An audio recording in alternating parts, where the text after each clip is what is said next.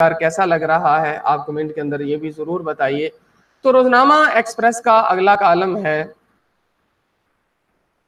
عوام کا اثاثہ۔ آپ کو ہمارا کردار کیسا لگ رہا ہے؟ عوام کا اثاثہ۔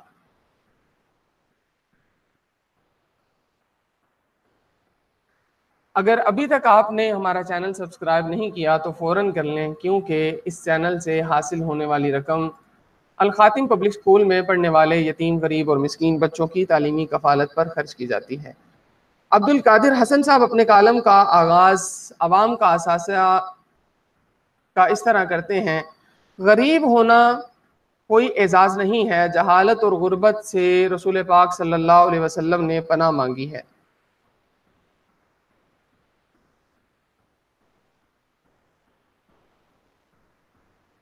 لیکن جو لوگ اثاثے بنانے کی پوزیشن میں ہوں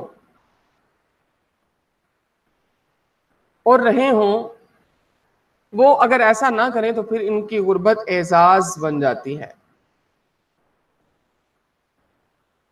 جیسے آن حضرت صلی اللہ علیہ وسلم کی حیات طیبہ سے پتہ چلتا ہے، مگر افسوس کہ ایسے لوگوں کی تعداد نہ ہونے کے برابر ہے، اور یہی ہمارا قومی آزار ہے جس میں ہم مبتلا ہیں۔ یہ ابتلا ہمیں اس حال میں لے آیا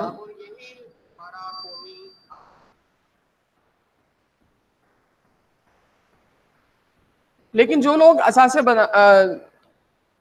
اور ایسے لوگوں کی تعداد نہ ہونے کے برابر ہے، یہ ابتلا ہمیں اس حال میں لے آیا ہے کہ جن لوگوں کو قدرت نے اقتدار دیا انہوں نے اس نعمت پر اکتفا نہ کیا اور انہیں اپنی مالی خوشحالی کا ذریعہ بنا لیا۔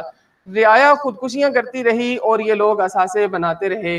عوام کیا کرتے؟ عوام کو تو ہماری جیسی تیسری دنیا کے ممالک میں بے زبان ہیں، ان کی کسی سطح پر کوئی سنوائی نہیں ہوتی، اس لیے کسی نہ کسی کو تو آگے آنا تھا اور لوگوں کا احتساب کرنا تھا۔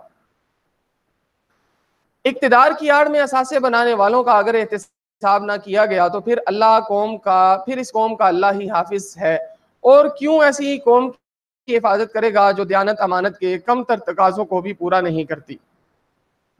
وہ رب العالمین ہے، رب المسلمین نہیں، بلکہ مسلمانوں کو وہ دوسروں سے زیادہ سزا دیتا ہے، کیونکہ وہ اس کی تعلیمات کے اقرار کے بعد بے وفائی کرتے ہیں۔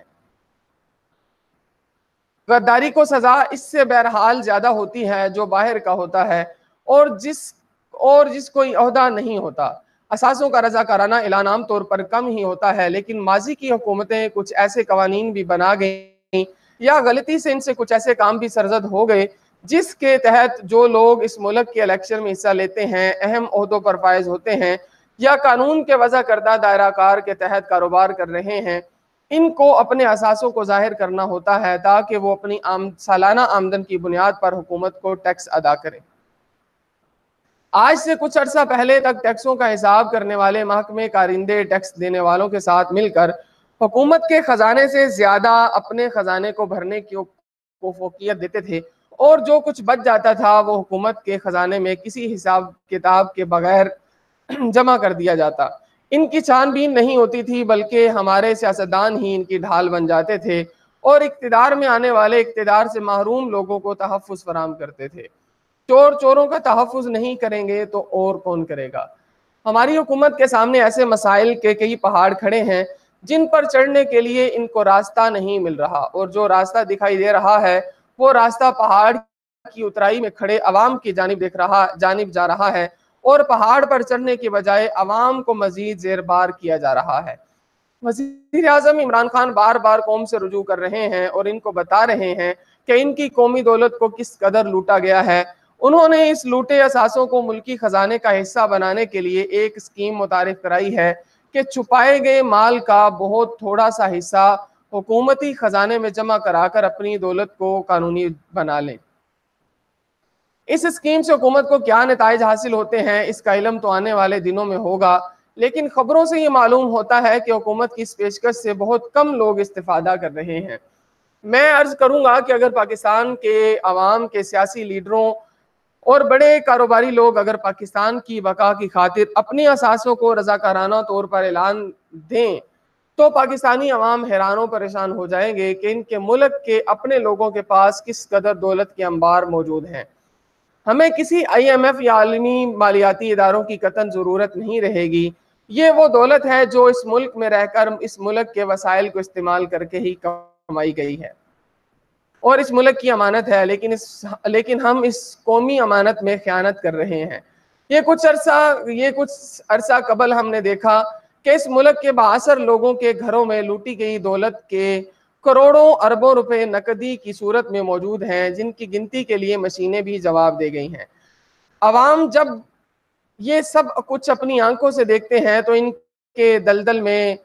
کے دل میں اپنے لیڈروں کے لیے رہی سہی ہمدردی بھی ختم ہو جاتی ہے، لیکن وہ ان کا کچھ نہیں بگاڑ سکتے سوائے اس کے کہ ان کو الیکشن پر ووٹ نہ دیں۔ حکومت ملک کے وسائل سے نبرد آزما ہونے کے لیے ہر حربہ استعمال کر رہی ہے۔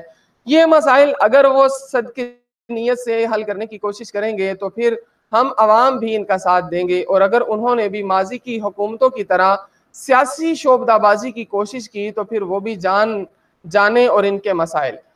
پاکستان کے عوام اب سیانے ہو گئے ہیں، اگر وہ کسی سیاستدان کے لیے تاریخ نہیں چلاتے تو کسی حکمران کی مدد پر بھی تیار نہیں، تاکہ وہ ان کی مدد پر تیار نہ ہو۔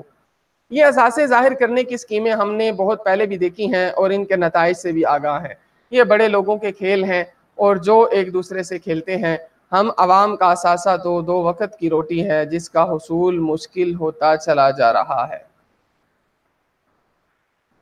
اگر آپ کو ہمارے چینل آرٹیکل وائس کی یہ ویڈیوز پسند آ رہی ہیں تو انہیں فوراً لائک کیجئے، شیئر کیجئے، تاکہ ہم اپنے چینل کی نشریات کو بہتر سے بہترین انداز میں آپ حضرات کے سامنے پیش کر سکیں، تاکہ الخاتم پبلک اسکول میں پڑھنے والے یتیم، غریب اور مسکین بچوں کی تعلیمی کفالت ہو سکے۔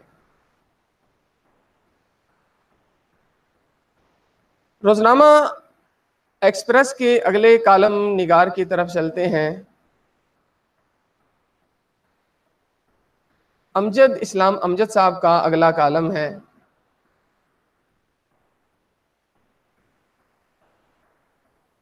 چینیزن